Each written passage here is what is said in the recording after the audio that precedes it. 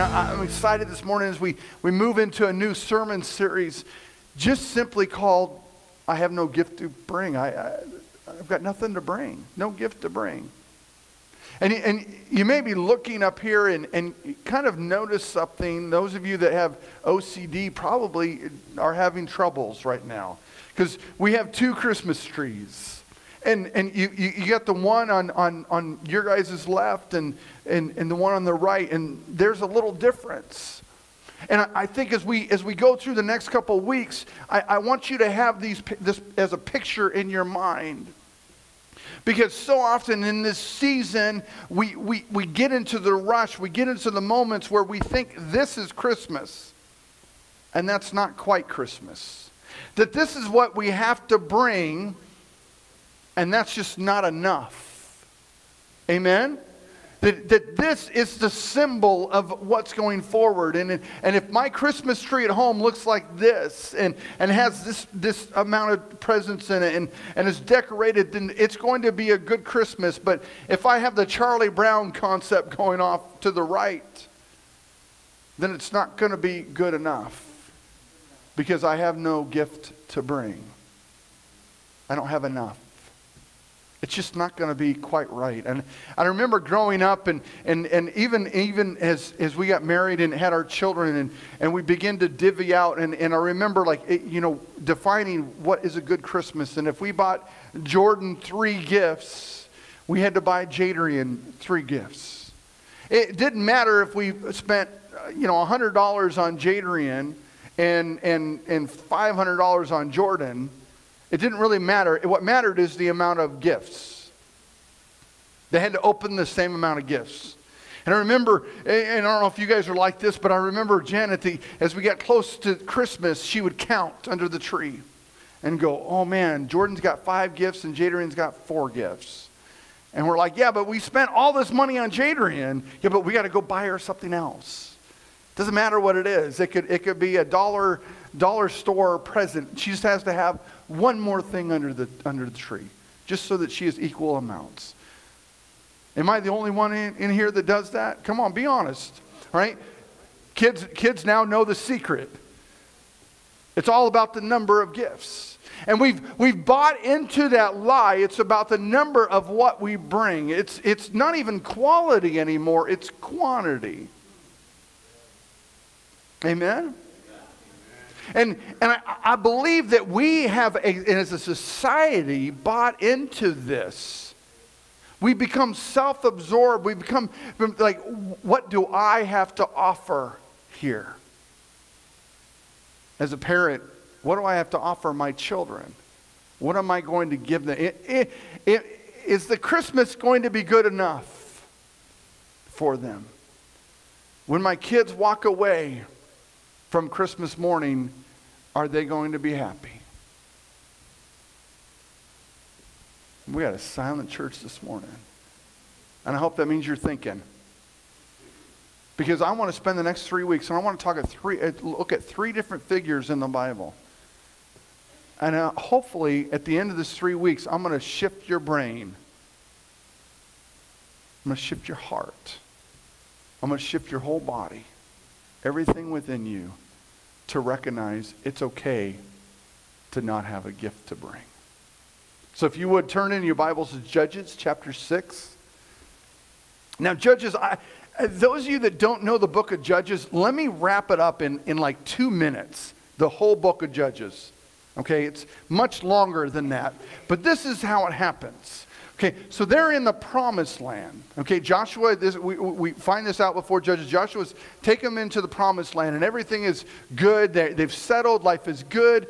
Joshua dies and then there's no leader for the Israelites. Okay, and this is what happens. The Israelites go from worshiping God to worshiping other things. They continue to worship God, but they also include other things. And God's a jealous God, says, hey, you can't worship anything else. And he tells them in Moses' time and in Joshua's time, and says, if you worship anything else, I'm out. We talked about it last week. Remember, we had the stool, and that represented God's presence. He wants to be with us. But if we're doing stuff, if we're sinning, oh, he said the S word. Yeah, sinning. There is sin. We do sin, fall short of the glory of God. If we do that, God says, hey, I'm out. I'm still with you, but I can't be for you any longer because you're not walking the right path. He says, I want to be with you. And he told the judges, he told the Israelites, hey, you guys, if you're going the wrong way, my blessings, my presence is going to be off you. And that's what would happen. So the Israelites would start to worship other gods, and then God would say, okay, I've taken my hand off you. The people would come, and then they would attack the Israelites, and the Israelites would realize, oh, we're dumb again. And they would ask God for forgiveness. They'd call out and say, God, help us. And he'd come, he'd send a judge, hence the word judges. He would send a judge, a leader to come in, and the leader would get everything right, and they'd conquer everything, and everything would be good again. And you know the rest of the story? They'd get comfortable, and then they would start worshiping other gods. And that's the whole book of Judges. That is it. Over and over and over again. It's one of those books you read and go like, when are they going to get the point? When are they? And FYI, they never do. They never get the point. Of course, neither do we. We so often go through the same cycle over and over and over again. But there's this vicious cycle going on. And then enter a man named Gideon. All right. And I love the stories because I always think of like, you know, when I think about these moments, these great men of the Bible and the great women. There's a woman in Judges. Her name's Deborah. Read about Deborah and the story behind that. It's a really cool story. A tent peg goes through a guy's head. It's really gory. Awesome. If you guys want some cool stories, read about Deborah in the book of Judges. But Gideon shows up and you think, okay, Gideon's going to be this mighty, mighty man of God. And how many people know the story of Gideon? So Gideon chapter 6, in Judges chapter 6, verse 11 says, now the angel of the Lord came and sat underneath the terebinth, which is a tree, right, at Ophrah, and which belonged to Joash the Abiezrite, whatever his name is, while his son Gideon was beating out wheat in the winepress to hide it from the Midianites. So the Midianites were the people coming and killing the Israelites, okay? And so Gideon thought, well, you know what happens in life, and we can read this before in the first part of Judges chapter 6, is that the Midianites would figure out, oh, harvest time has come, and they've reaped the harvest, and then they would go steal the harvest. So imagine yourself, and you're out, you're working the fields, and you've just brought in your harvest, and you're getting excited, and you're like, man, I've got all this stuff. And that's when the Midianites show up. They don't show up to work your land, they just show up to take what you've just worked for. And that's where Gideon's at. And he's like, okay, I'm going to trick these guys. I'm going to go in a wine press. I'm going to go in an area. I'm going to hide down and I'm going to protect everything. And I'm going to make sure the Midianites don't get it. Okay? So he's hiding there, and this angel of the Lord shows up, and he's beating this wheat out. He's trying to get it ready, right? He wants the grain. And this is what the angel of the Lord says to him. The Lord is with you, O mighty man of valor. The Lord is with you, O mighty man of valor. Do you know what the definition of valor? I looked it up because I wasn't really sure. I had a kind of an idea, right? Valor, great courage in the face of danger. Great courage in the face of danger. Which one of you would look at Gideon right now and say, "Oh, mighty man of valor. Oh, mighty man of great courage in the face of danger." Anybody? I mean, just think about it for a second. That is the angel of the Lord that comes, and that's what he says to this man cowering in the wine press beating wheat. That's what he says to him. Does anyone else find that odd? He's a coward. We're going to see it even farther in as we read. He continually is a coward. Life groups you're talking about, what he would do in the things. And you're looking and going, the angel of the Lord says, "Oh, mighty man of valor." He's afraid. He doesn't have great courage in the face of danger. He has no courage in the face of danger. None at all. And yet the angel speaks to them and says, man, you are a mighty man. And then Gideon's response. I love, and I just, man, I implore you, as you read the word, put yourself in these stories.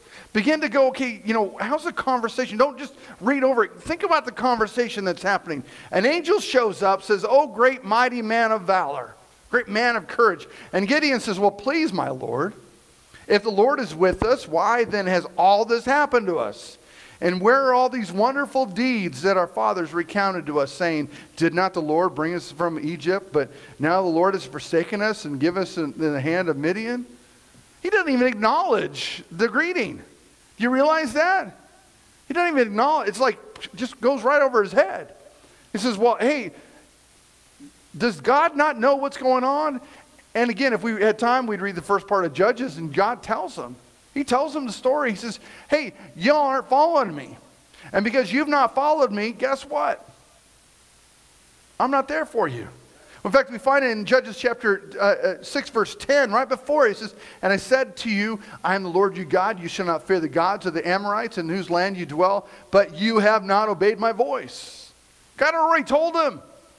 And yet Gideon's like, oh, great mighty man of valor. And Gideon's response is like, where's God? Where are the deeds of old? Where are these things? You brought us out of Egypt, God, and you are so great. Conversation. Angel Gideon. Great mighty man of valor. Gideon's like, why, God? Wah, wah, wah. Why, God? Where are you in all of this? Then the angel responds. Get this. He says, and the Lord turned to him and said, go in this might of yours. Go in this might of yours. And save Israel from the hand of Midian. Do not I send you? Think about the conversation. I'm pausing because I want you to think about this. This is an odd conversation. They're not even acknowledging each other. Do you get what I'm saying? I walk up to Mike and I said, hey, Mike, mighty man of valor. And Mike's like, hey, we need to vacuum the floors. I just said mighty man of valor. And he says, you got to vacuum the floors. And I say back to him, go in this might that I've sent you. Have I not sent you? Go, conquer. And he's like, conquer what? Conquer the floor? I mean, do you understand what I'm saying? It's like they're having two different conversations. Two different conversations. How many times have we had two different conversations with God? It's one of those, what you talking about, Willis moments. Like, he says, you're a mighty man of valor. And then he goes, go in this might of yours. Go, have I not sent you? He's in a wine press hiding from the Midianites. But the angel of the Lord says, go in this might of yours. What might? Come on, somebody grab it this morning. Think about it. He's in a wine press, hiding. The angel calls him a mighty man of valor, great courage in the face of danger. Go in this might of yours. Gideon's still whining about what's happening and where is God in all of this? And the angel's right there talking to him. In fact, in life groups, you'll talk about it because he doesn't even figure out it's the angel, even though he says it's the angel, until later on in the story. Finally, Gideon has a conversation with the angel. Up until now, they've kind of had these side stories going on. Judges chapter, verse 15, he says, and he said to him, this Gideon responding, please, Lord, how can I save Israel? Behold, my clan is the weakest in Manasseh, and I am the least in my father's house. He said, you've walked up to me, and you called me this great, mighty man of valor, of great courage in the face of danger. You've told me that I need to go in this might of mine, and that you've sent me, but you don't know who I am. That just cracks me up. You knew me before I was formed. You knew my substance before I had matter, but you really don't. The whole time out. You've got the wrong guy here. You met Gideon, the other guy. You ever think about that? He's probably thinking, okay, he's got the wrong Gideon. Man, you ever been mistaken in a store?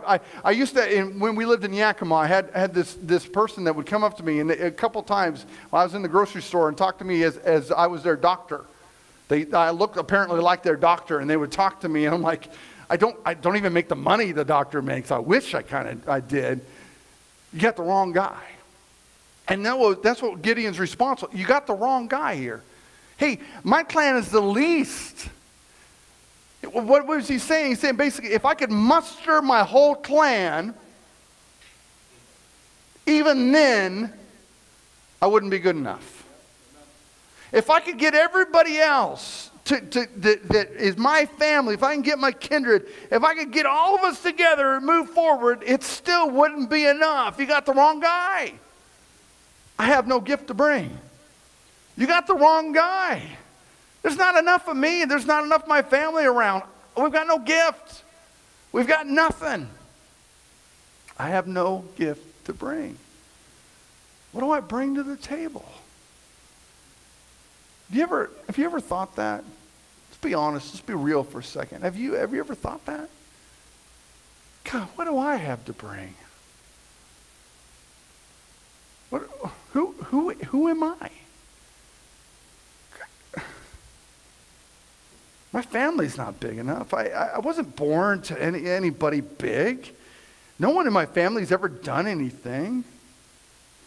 The first one in my family to even graduate from college. Who am I? I was poor my whole life. I was raised on government cheese. Who am I? In a small little town, 3,000 people between the two towns. Who am I? I don't know any of this. Who am I? Am I the only one that's ever thought that? God, this task you brought me to, it's wait. God, you got the wrong man. God, I can point you to someone. God, God, there are so many more people that are better than I am that could do. You got the wrong man.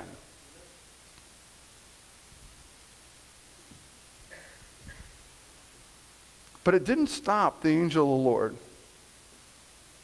The angel said to him, mighty man of valor, man of great courage in the face of danger.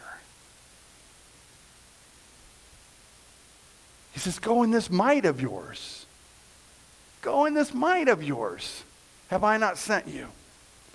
And I began to look at this story and begin to think about all the times that I felt like this Christmas tree. Have you ever felt like this Christmas tree? Just not good enough. Just not shining enough. If I was just a little shinier. I've said it so many times, I'm an introvert in an extrovert world, and I felt this way. I like to be alone. I don't like to shine too bright because then the attention gets on me.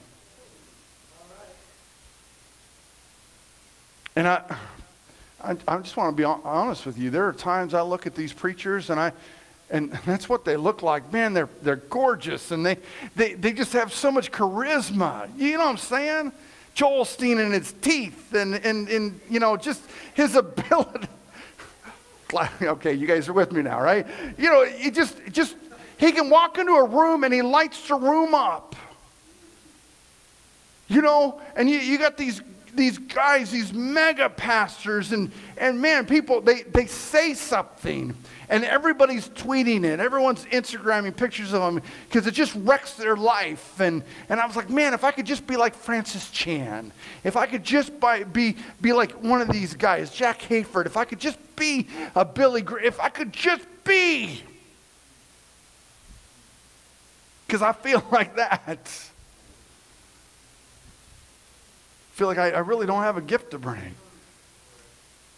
I can't sing that well. I can't play that well. I can't preach that well. I'm not as articulate as those guys are. I'm not as pretty as those guys are. I don't have the money. I don't have the lineage, that I'm a fifth year. Was one guy, I remember at General Assembly, one of the big guys was like, I'm fifth generation Church of God. I bleed purple and gold, which I guess it's Church of God colors. I didn't know that. But I'm like, I don't have any of that.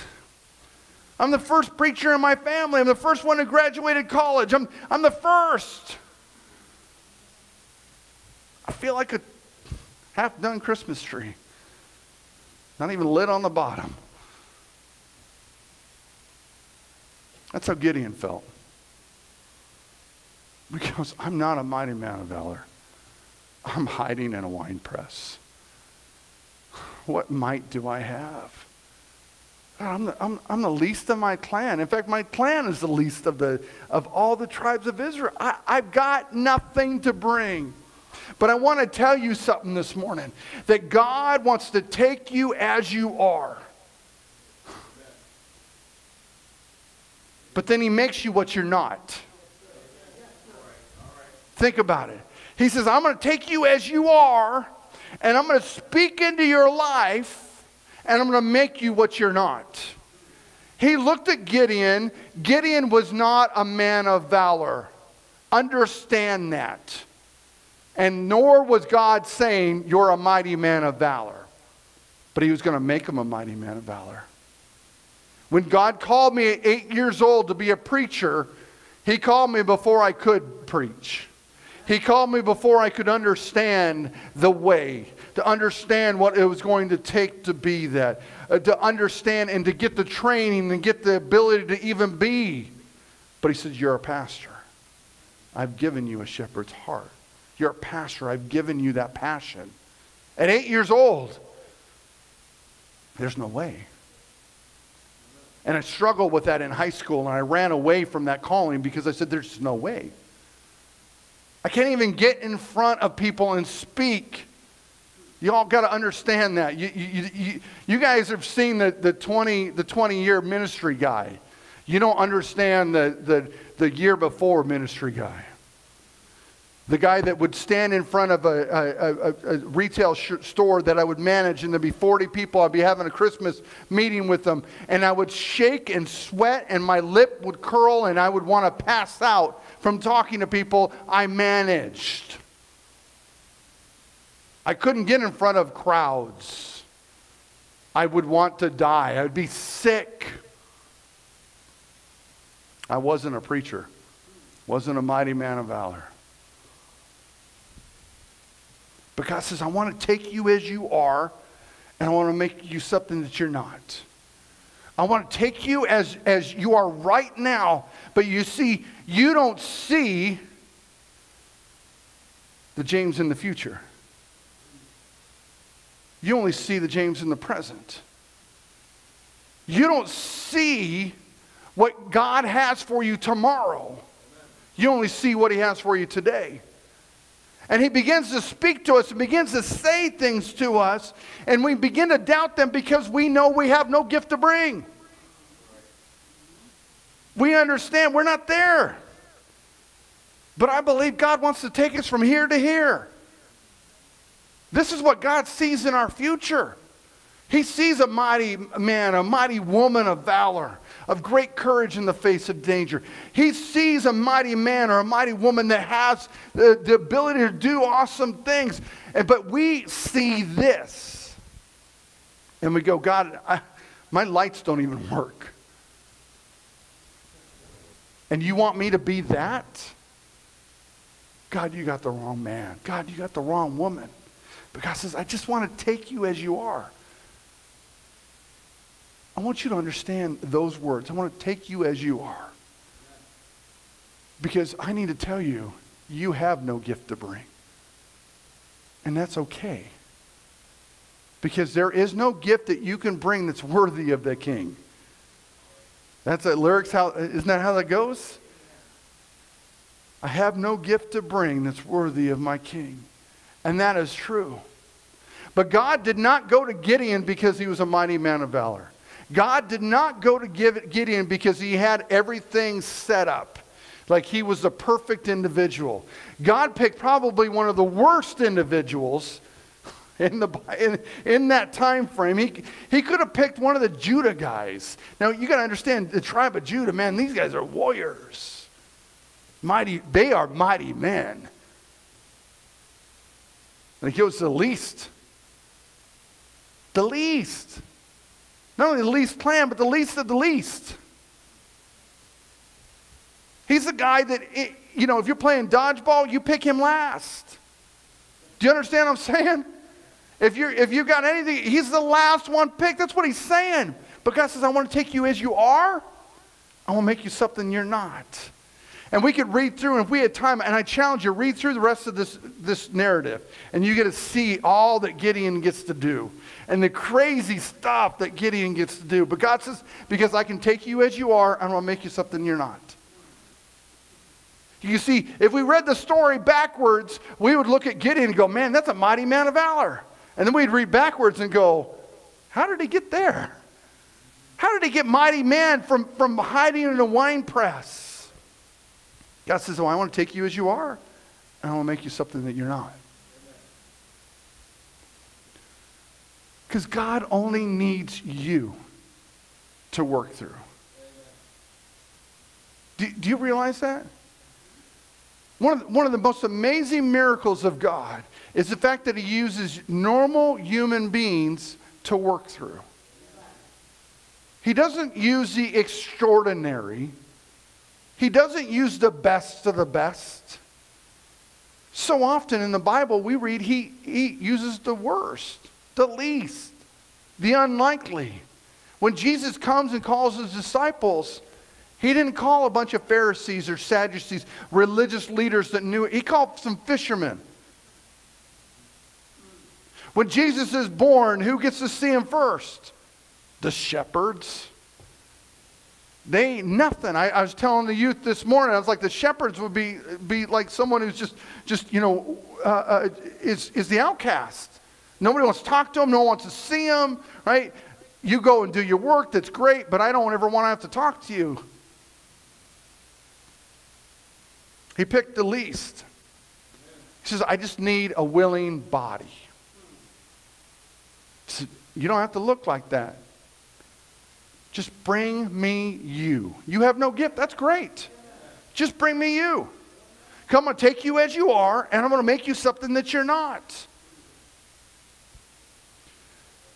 And what's interesting to me is when he talks to Gideon, he says, go in this might of yours and save Israel from the hand of the Midian. Do not I send you? God says two major things here that you and I need to understand. First, he says, do I not send you? That means I'm going with you. I'm sending you. You're not going on your own. I'm not sending you someplace that you've got to figure it all out. He says, I'm sending you. I'm the one that's going to be there with you, that I am there with you. But not only that, he says, go in this might of yours. Go in this. It's not his ability. I think that's what we think of so often. But it's not the might, his ability. The might was the calling. Do you understand? The might was that God says, I'm sending you as an ambassador. You see, an ambassador goes to another nation. Wherever they step their foot is the nation that they're representing. I go to France as an ambassador from the United States.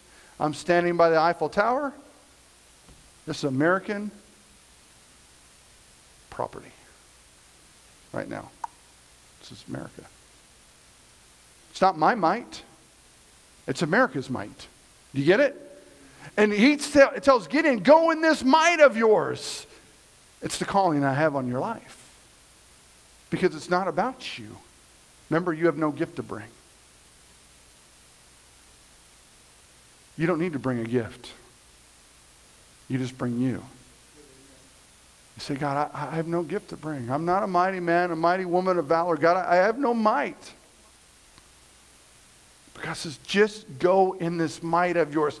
Go in the calling that I've placed on your life. Go in the ability that you understand that no weapon formed against you shall prosper. Go in this ability to understand that you're the head and not the tail. Go in this might that you understand that you are the children of the Most High God. And that where you go, I am already there. Go in that might. If you walk into a situation and you're wondering, man, what's going to go on? And you invite God in that presence and you begin to feel God in that presence, it makes you stand up a little taller. Amen? Do you understand what I'm saying? When you walk in and you're like, man, the devil can't touch me because God's right here. You go in a little bit different might, don't you? You go in, your head is up. Shoulders are pushed back. You are ready to advance. You're ready to march forward. Ain't nothing going to get me. You go in might. Are you getting it? And that's what God has called. He says, go in this might of yours. Don't you understand I'm with you? And as a children of God, listen to me. You have a calling on your life. And wherever you go, if you take God with you, you need to go in the might of yours. In the ability to understand that God is with you. So when I go into a courthouse, when I go into a situation, wherever I go, I'm not there alone. God is here with me. And if God is here with me, what can you do to me? Even if you try to give me bad news at the doctor's, what can you do to me? God has got me. And God is the one that's going to carry me. I'm going in this might of mine, and the might is the presence of the Almighty King of kings and the Lord of lords, the creator of heaven and earth. That's the might I'm going into. And Gideon didn't understand it, but God says, go. Go in this might of yours. It's not about you. You have no gift. Go in my presence. Have I not sent you? I'm sending you. Church, understand this morning. This Christmas season, God is sending each and every one of us. There are family, there are friends, there are people that we are going to come in contact. And we need to be ready to go in this might of ours, which is the presence of God. Because I believe that God is always directing us, always trying to get us into situations where His presence can be made known and people's eternity can be changed. Because what lives within me is the power to change the destiny of another person. But that only happens when I go in the might of His and when I understand that God is sending me. And when I go to that restaurant, God is sending me. When I go to the grocery store, when I go to the gas station, wherever I go, that God is sending me, that I'm on an appointed journey by the King of Kings. But he ends this talk with Gideon and says, but I've sent you. Have I not sent you? And I want you to understand that God has sent you. And if He sent you, He's with you. If He sent you, He's with you. And He wants to take you as you are and make you something that you're not. I think far too often we get stuck in generational sins. You all understand generational sins? Generational sin is something like alcoholism, addictions, poverty. It's things that are passed down generation after generation. It's like you can't get out of it. And I think far too often we say, well, that's who I am. You know, my grandma had 5 divorces. My mother had 4 divorces, or I can't remember. And this is real. I don't remember how many it is. And so I'm going to have to. And this is the lot in my life. And you know, the women in my life have always had children before they're married. And you know what I'm saying? Generational stuff. And you could get to the point where you say, well, I have no gift to bring. This is just who I am. And God says, that's not who I want you to be. He said, that may be who you are right now, but that's not what I have for you tomorrow. He said, don't fall into this. Amen. Gideon could have said, you know what, I'm not going to go, but that wasn't the answer. He said, you got the wrong guy, but he still went. He went at night because he was scared, but he still went. And I think some of us, we might be dealing with this situation right here. And it may be generational things that have been happening in our lives. It just may be these moments that we're like, I'm never going to be good enough. I'm never going to be a good enough parent. I'm never going to be a good enough grandparent. I'm never going to be a good enough husband or wife. I'm never going to be good enough. Because this is who I am. All I know, this is what my family knows. I'll never have it. Pastor, I can't get there. But God wants to take you as you are. Make you something that you're not. And I believe God's calling us on a journey. This church. Because we can look at this and we say, well, Pastor, we're not like Faith Church. I got 5 campuses and, 1,000 people that go to this church that's, a mile and a half away from us. They got all that money. They got a whole bunch of, someone that the other day asked me, about, my full-time staff. And I'm like, hey, full-time, that's funny, right? Full-time staff? They're like, you got all this stuff, this work getting done at the church. How many staff members do you have? 1, right? And we can look at this and we say, well, Pastor, we're doing really good, but we're doing all we can do. I don't believe that, and I don't accept that as a church. Yeah, we compared to Faith, this is what we look like. We're here and Faith's over here. They're pretty. They got all this new stuff. They got a cool gym, right? They got a cool fountain outside. Don't go to Faith. I'm not telling you to go to Faith. You need to stay here. But you get the point, right? That we can start looking at other things and say, we're just not going to be that. God says, don't even worry about that. This is who you are, but I'm going to make you something that you're not. But it takes you saying, okay, God, I'm done being that. I'm not comparing myself with this, but I just want you to make me who you want me to be. Because the angel of the Lord came and said, you're a mighty man of valor. He says, you got might. I've sent you. So how many are ready this morning?